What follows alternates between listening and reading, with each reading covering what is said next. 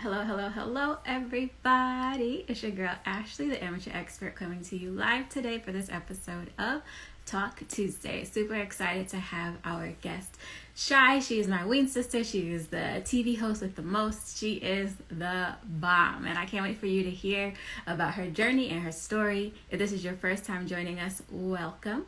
We're going to be talking about career path. We're going to be talking about tips and motivators. We're gonna talk about everything, and you guys are just you're about to watch something phenomenal happen. I love Shy's energy. I love her passion. I love her grit. I love her grind. I love it all. I also would be remiss if I didn't say that this episode is being sponsored by Affirmed Armor. We are rocking the Affirmed Armor newly dropped merch, and so if you guys are interested in purchasing, you can find it at affirmedarmor.com, as well as you can follow them at Affirmed Armor on Instagram. Shy is with us, so we're going to get started. And just to let you know that all May, the month of May, we are doing a 10% off for Affirmed Armor. So check out the website for that. It is a coupon code May143. Hi, everyone joining. Welcome, welcome, welcome. Hello, my darling. Hey, girl. How are you? Good. Hey, y'all. Shy's in the building. Yes, Okay, yes, yes. so you are one of my favorite people because your posts on Instagram are Oh, always so inspirational. You my are heart. just so hungry, and not in a way that's like um that is, some it's not in a negative way, right? The positivity that comes through everything that you do is so amazing. And so thank you, Raj, for pinning that. And so I'm excited to talk to you and see how we got here. How did we get here? Yay. Okay, so Shy, my love, if you could please introduce yourself, tell us who you are and what you do currently for work. My name is Shy. I drop beats. It's like, no, I don't. But yeah, my name is Shy. I'm from Jersey, and I just talk. I talk about everything. Whatever somebody tells me to talk about, I talk. If I'm passionate and knowledgeable about the topic, then I talk about it. I commentate on different networks. Somebody's going to ask me to speak. I speak on it, speak on different panels. And yeah, that's literally what I do. I just talk all day long, y'all. For real. So that's And then when I'm awesome. done talking, like I get on the phone and talk. So I'm trying to tell you, I literally talk all day long. I talk for a living. Get into it. Okay, so when you were a little girl, Shy, what did you want to Yes. be? And what was sort of like the motivating factor behind that? When I was a little girl, I wanted to be the president of the United States of America. Yeah, I've always like dreamed very, very big. I think the motivation was because I felt like that's the highest rank in this country. And I'm Hmm. like, yo, like if I'm gonna be anything, I gotta be number one. I think that's At the how top. that's how that's how my mind is. So like I just wanted to be like the president, and not only that, I wanted to help people. Like I Hmm. just wanted to help make change for my people. So for a very long time, that stayed my goal though. Like that didn't change. Like that goal didn't change until like maybe a year after I graduated college. So like Wow. even like when I went to school, yeah, and I was dealing like heavy in politics and stuff, I still wanted to be the president of the United States of America. And technically, I still could be the president of the United States of I America. was going to say, actually, Technically. it could still be a thing. I'm It could still sorry, be a people thing. calling. I should have put my Um, phone on silent. But no, yeah. no worries. It's okay. So I love that. My sister, when I hold asked on, because her, now I can't even hear you. uh-oh, okay. Do you need to tap back? Come back in? Yeah, I'm a tap out and tap back in. My All fault, right. y'all. I'm coming right back. No worries. Okay. Hi, everyone joining. Welcome, welcome, welcome. We are interviewing Shy. We had a little bit of a technical difficulty, but my girl is back, and we're going to jump right back into it.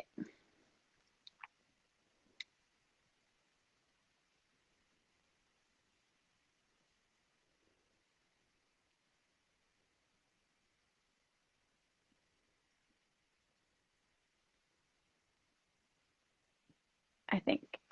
Maybe, possibly. If you are just joining, I shared with our listeners that this episode is sponsored by Affirmed Armor. Affirmed Armor just launched a new campaign.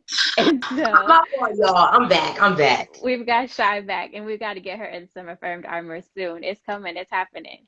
Okay, so Shy, you just explained to us that you wanted to be the president of the United States of America. You wanted to help people, and you were just looking for the most executive and top rank of what it could be, and that's what we were striving for up until college, you said.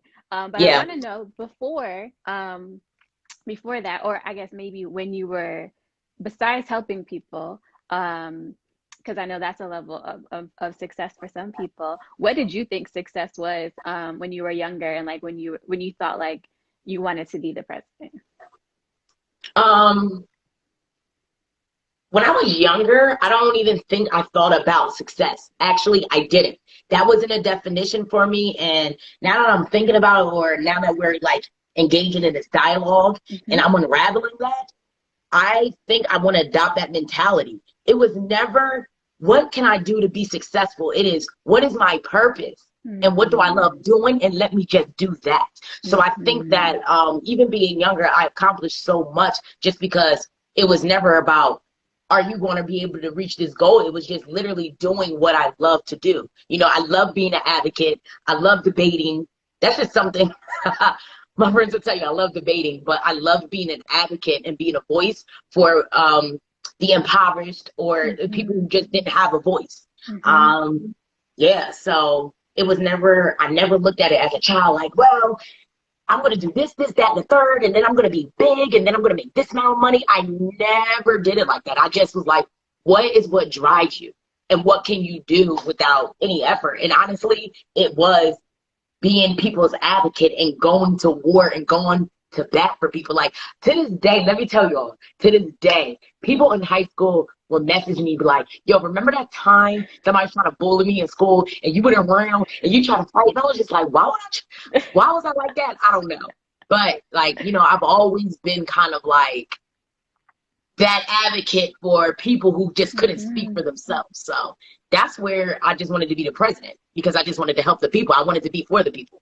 I love that. And it shows in the work that you do today, right? Because, you know, a part of being for the people or being an advocate is speaking and talking. And that's what you say you do. We talking, we getting this information out to the people. Okay, so along your journey, you said that you still were very much so in alignment or trying to get to be the president of the United States. What did that look like? Were you poli-sci major, or like how were you preparing for that? Yeah, I double majored in criminal justice and political science. And then 6 months, within the 6 months after graduating, I worked for Senator Cooper in Delaware, just doing like his canvassing work and just getting people out to vote, you know, the whole politics shebang. But what was crazy was at the time, I was like going to work, like, no, mind you, no, I lived in Jersey, but Senator Cooper, it was in Delaware. So I had to drive to Delaware every day. I had to wake up like 3 a.m, get there by 5 a.m, do all of this work. I didn't get done until like 7 p.m. So I wouldn't get home until about like 8, 9. And at the time I had a Planet Fitness membership. So then I would go to the gym. So then I would like, my day would be over maybe like 11 p.m. And I just remember thinking, not only was I frustrated, I was just like, there's something missing here. And my passion started to fade. I started seeing like how politics was corrupt. You know what I'm saying? And when I got into it, it was kind of like, yo, my allegiance is black. Yo, I'm really for the people, by the people. You know what I'm saying? Do anything to get to see my people win. So when I felt like it was started to get corrupt, I was just like, oh, nah, they're going to assassinate me like I'm Malcolm X. And one thing about me is I don't really back down from war, like anything.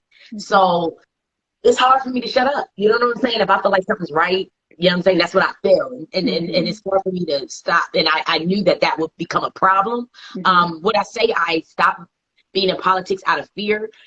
Maybe. Fear may have been the motive, because I also felt like I was like, yo, this thing is bigger than what I thought it was going to be. You know what I mean? I've always aspired to like change the world. So I was just like, oh no, this is the reason why they say you got to live and you got to die by this. And I was just like, I'm 21. You know what I'm saying? I work extremely hard. I'm not ready to die for this. So then I just remember coming out and saying like, okay, how else can you make a change, but still be happy about the change that you're going to make? And I was just like, well, you've always been entertaining and all you do is talk. That's where the whole talk show thing came about. I love that. Okay. So how did you, okay. So I've got 50 questions at once because I'm so captivated. Okay. I'm like, go ahead, shoot them. Okay. So when you decided that politics wasn't your thing and you said, all right, entertainment, hosting, TV personality, right? Like, how did you, so you made that decision, but how did you transition into it, like mentally? And then how did you transition into like getting a job, right? Or like starting to get yourself into the industry? Well, you know what I'm saying? First, praise the Most High.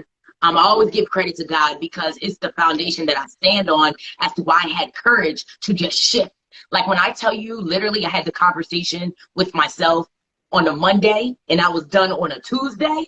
Girl. That was just it. So, you know, I shout out to God because I've always felt like, you know, we know the scripture, there is, I can do all things that through Christ who strengthens us. Like, I really believe that. Like, you know what I'm saying? So at that moment, I was just like, well, God was like, well, this is what, you know, the area you want to be in, and this is what I know you can do. So let's just do it. So then maybe within a week, I took my little $1,000 and I was just like, well, I don't really know. I'm not in the entertainment industry. I didn't go to school for this. So I'm just thinking to myself, like, okay, God, how am I about to do this? He was just like, well, Atlanta is popping. Atlanta's moving, and you know what I'm saying? And it's your people, and you love your people. Right, so right. See if you can make it work. And that's literally what I did. Within a week, I took my little $1,000 and I was out. Bam, I drove to Atlanta. I didn't have no job. You know what I'm saying? I have a family. My dad has some cousins down there. Okay. But that, I mean, it's because I'm really independent, very self-sufficient. So, like, I took my money, was, like, living in a hotel and was just like, yo, you have to make a move because if you can't stay in these hotels, then you got to go back home. And I don't like the smell of failure. I hate it. Right. I hate it. So when I got to Atlanta, I was doing, like, and mind you, this would have been, quote, unquote, what people would say is beneath you. And this is, like, a message that I would say to everyone out there. You got to sacrifice for things that you want. You're not too good for anything. So I remember me taking a little call, a telemarketing job to put money in my pocket. That joint paid like $12 an hour. But mind you, I just got done working with the freaking government. You know what I'm saying? I have a bachelor's degree and I was making a lot of money. Mind you, I didn't have any kids. So, and you know what I'm saying? So all that money was going to me. Yes. Me. So I remember me like saying like, ew, like I don't know if I can settle for this type of job. Like, what is this going to do for me? But then I looked and I was just like, well, this is your passion. This is what you want to do. Unfortunately, you don't come from a stream of wealth or you don't have no financial backing. So you're going to have to do this. So that's what I did. So I took the telemarketing job, and in my meantime, I was researching, and and this is how I got into the entertainment industry. I was just researching, okay. I was just like, I don't know what to do, but the one thing I will honestly say, I am freaking crazy. Like, all I said to myself was like, well, I don't know how to do this, so all I need to touch the goats. So I remember like, well, who's the goats of Atlanta?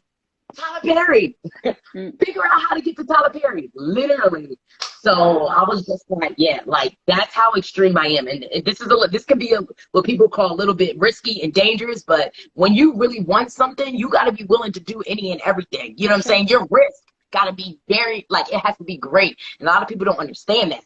People just feel like they're always going to be in a comfortable state of mind and they're going to be able to get to where they get to. No, chasing a dream is uncomfortable. Goals are uncomfortable. And you got to be able to be okay with being uncomfortable. Yeah. So I was just like, yeah. So I remember I was applying to Love Thy Neighbor. They don't shoot that show anymore. But the set was so small. It was like they only need like 6 background. But in Atlanta, which is the reason why I love Atlanta so much, it's not as politicky like Los Angeles. So like they were just like, yeah, send a selfie and then we approve or whatever. So I sent the selfie, they approved. Yo, when I tell y'all I was in Atlanta for like 2 weeks and this joint happened, I thought I made it. I'm not gonna lie. You did? I thought I made it. So Because I was like, yo, you just literally switched your career. That's praise to the Most High. You just switched your career and you just ended up on set. Now me understanding the entertainment business, not saying it's not big. It was big for me at the time, but Huge. you know, I was crazy. Yes. But yeah, so, you know, and it was history after that. You know what I'm saying? I got on set. I would never forget this, and I cannot wait to have Tyler Perry on my talk show one day. No, seriously, because he don't understand what he did for me that day. I just remember me being on set. It was a small set, and you know, this I'm chasing a dream now. And I remember sitting down, and he had his main actors and actresses in the front, and he stopped the entire set and was just like, "You, mind you," I'm like, "Who is he? He talking to me?" Because you know, normally that's not how set works. But yeah, he came, he was like, "Yeah, what's your name?" And I told him my name, and he just pulled me from the back to the front, and he told me to just stand in the front with his actors and actresses.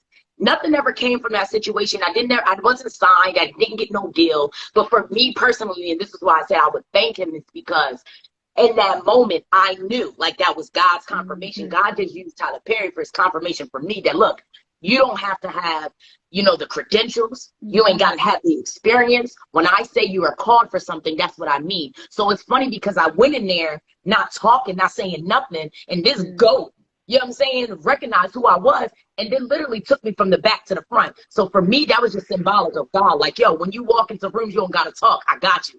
So I keep yeah. Hold on. We gotta let that air out a little bit, honey. We gotta let that air out. I keep that in my mind. It's what, and I knew right then. I was just like, yeah, we're gonna do this, and we're gonna take it to the top.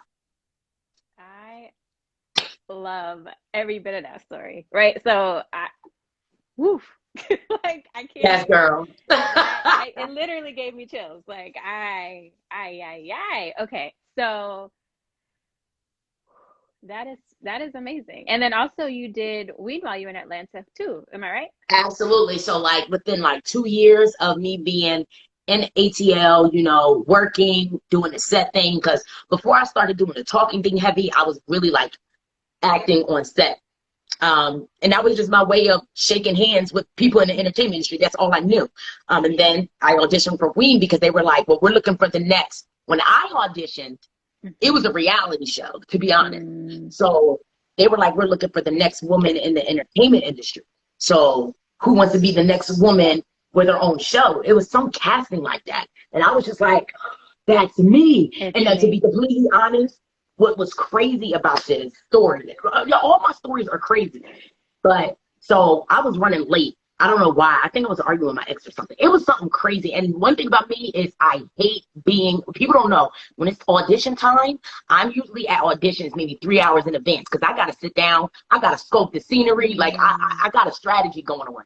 But at the time I was late and I felt like, I was like, yo, you late. And I was like, yo, I'm all big about like reputation and how people feel about me. You know what I'm saying? I was just like, I was embarrassed. I was like, you can't walk in there late. I was like, yo, I was like, no, like if people going to know me for anything, it's going to be being on time, not being late and lackluster. Me? No, never.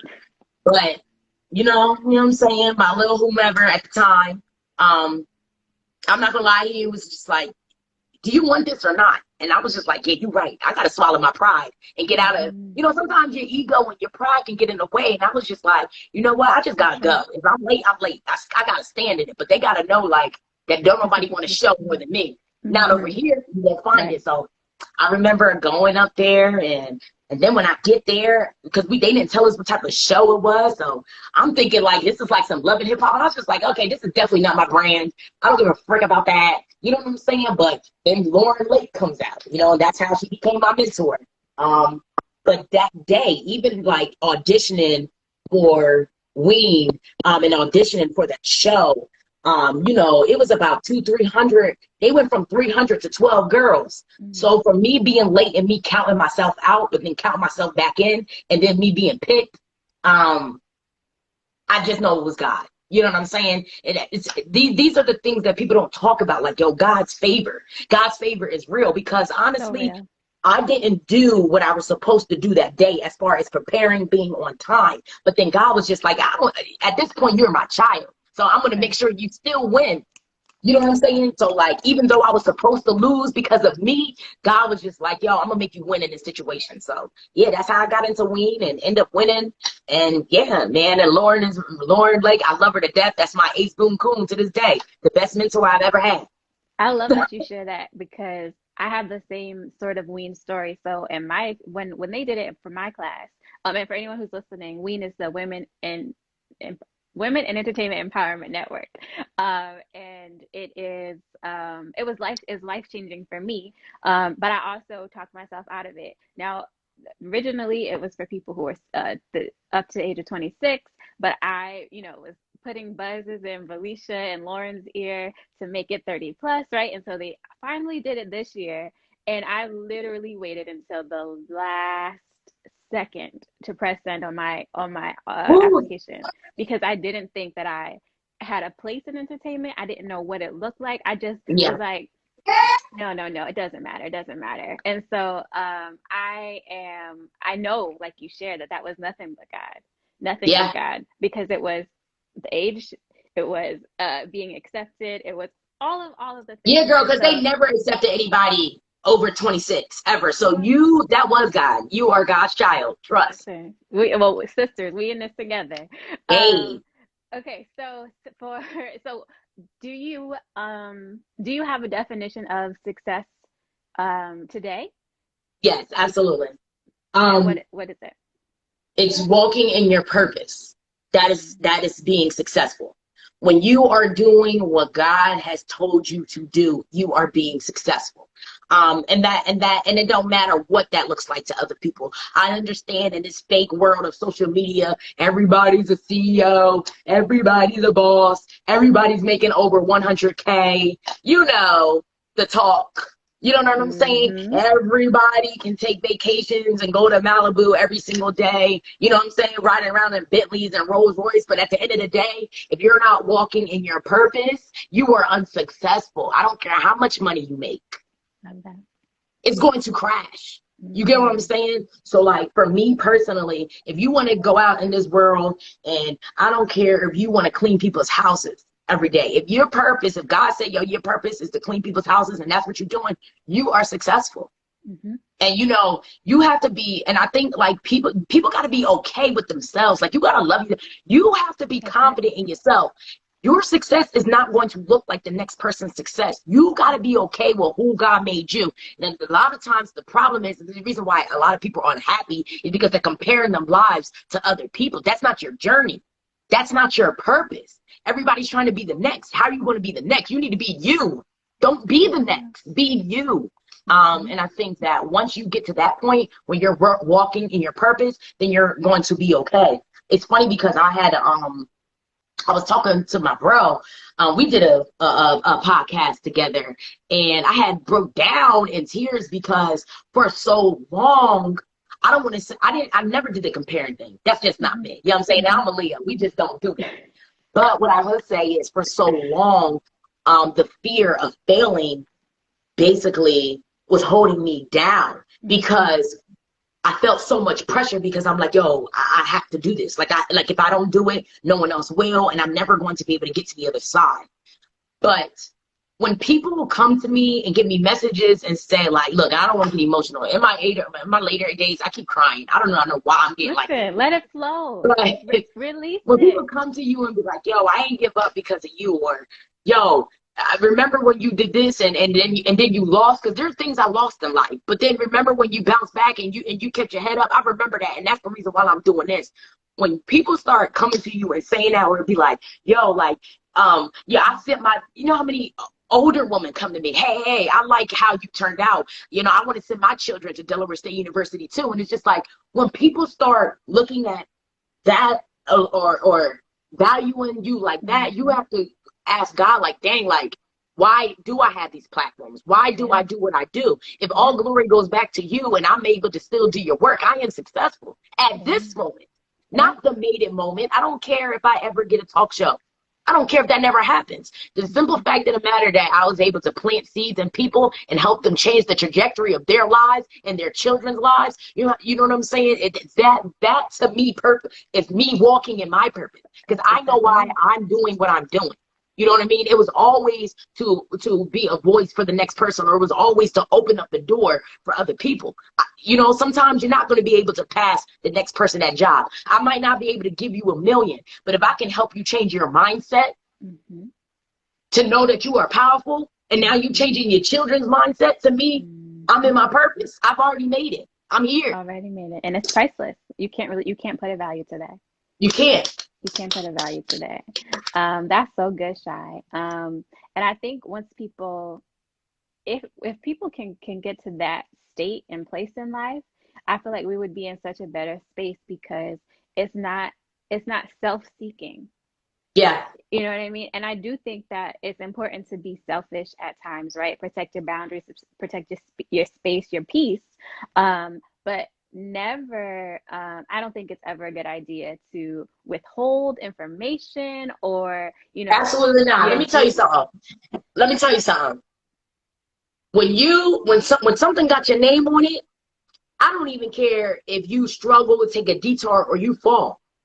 That thing is going to come back around when something has your name on it. People withholding information, these are things insecure people do, not confident. It's literally the complete opposite of walking in your purpose.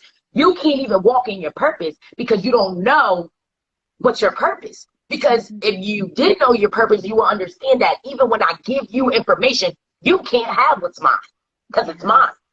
And I can't have what's yours because it's yours.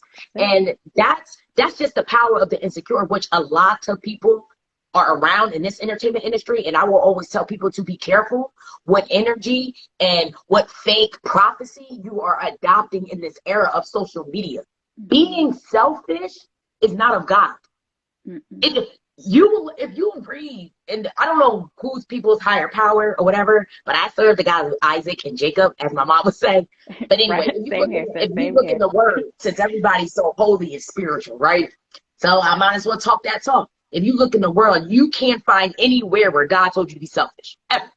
This little selfish thing, this little trendy selfish, be selfish, that's not of God. He never, actually, he told us to be selfless. To be given. To be, you know what I'm saying? So I'm never the type to withhold information, even in the realms of competition. You know what I'm saying? Like because realistically, life is a competition. Just realistically, if there's one job and we have one position, I don't care how many like kumbaya moments we want to have. There's only one position. Oh, track and field taught me that. Only one person can get the gold medal. So yes, you know what I'm saying? We might be competing for the same thing, but ultimately you can't forget what your purpose is. So I've never been that type. Like, I can share information with people because I know at the end of the day, not only am I confident what I'm doing, I work hard. And when you're confident and you work hard, you understand that if I didn't get that, it wasn't because of the lack of my greatness. It was because it wasn't meant for me. And I feel like once you adopt that mentality, you will understand that you don't got to be selfish with anything. I love that. What is something that you have learned, or you're still in the process of learning, that you wish you had learned sooner? That this is a business at the end of the day. And I think if you don't understand the business, you're going to find yourself on the outside looking in. And that's just to be completely honest. I'm such an unorthodox person. I just do. I've always been that way. You know what I'm saying? I just do as my heart feels. And I try to be as authentic as possible. But at the end of the day, this is a business. You got to understand the business if you want to thrive in it. And that's just that's just reality that I had to accept. So because I came in so unorthodox, I just told you, I just literally just drove to Atlanta, and then I just, I was interviewing in the streets, and then I just was competing. So I didn't go the traditional route of media or being in front of the camera at all. So there were a lot of steps that I missed along the way that I'm now trying to learn to make up for it. You know what I'm saying? Because you can't forget that this is a business, and you can't forget that there's certain skill sets that you need to get to certain levels. It just is what it is. But I'm a student of the game first. So one thing I know is, we ain't got nothing but time. So I can constantly learn and make up for what I lack. But that's another thing. You have to be a person that can look in the mirror and know your weaknesses. There's no way you can become stronger in what you're doing if you are afraid of yourself. Like, you can't be afraid to look in the mirror and dig deep.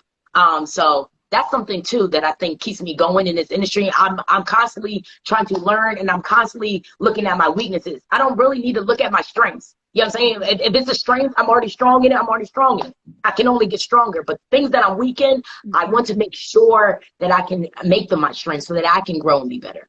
I think that's so dope. I love that you say that. What is something that you thought was a strength, but it wasn't, that it wasn't one of your strengths, and you had to refine it, or you had to? That's a good question. What did I think was a strength that was not? Girl, that's a really good question. Or what is something that you continually have to work at, to specifically, let's talk about hosting, or interviewing, or being a TV personality. What's something that, like, if you had to give a tip to somebody who is looking to be in this industry, or to have that type of role, what's something that you would suggest that they work on? Constantly being in the know. That is it. Constantly being in the know. You have to know what's going on. See, one thing about me is funny. I am the most sociable extrovert, introvert, if that makes any sense. I don't care what you got going on in your house. I'm trying to make sure my house is straight. But when you're reporting on other people's houses, you gotta care. And I've noticed that I was just like, dang, you don't know, like, you know what I'm saying? You might do a pop culture segment, and I'm like, I don't know what's going on with the Kardashians. I don't keep up with them. Why would I keep up with them? Yeah, but then when your job is calling and they're like, you don't know this, and now because you don't know this, somebody else is going to be able to speak in your spot that you were supposed to have. Then you be looking like, dang, all right, let me know. So now I had the hat of like all knowing in the entertainment industry, because we hold the vessels, we hold the microphone. Why would somebody want to listen to you and you don't know? There's no point for you to have a microphone. You don't know. Give the mic to somebody else who knows. So I think that's the toughest thing that I've had to struggle with, just because in real life, I don't care. But because now it's my business to care, I gotta care. That's really good. Okay, so what are some other tips and motivators that you've used personally? I know your faith is very important to you, but beyond that, like, because you've also shared that there were times that you failed, or you didn't get the gig, or the gig ended. How do you keep yourself motivated through those times? It's very important, like you said, faith. It's very important to have a serious spiritual background. If it had not been for the God I serve, I would not be in front of y'all to this day.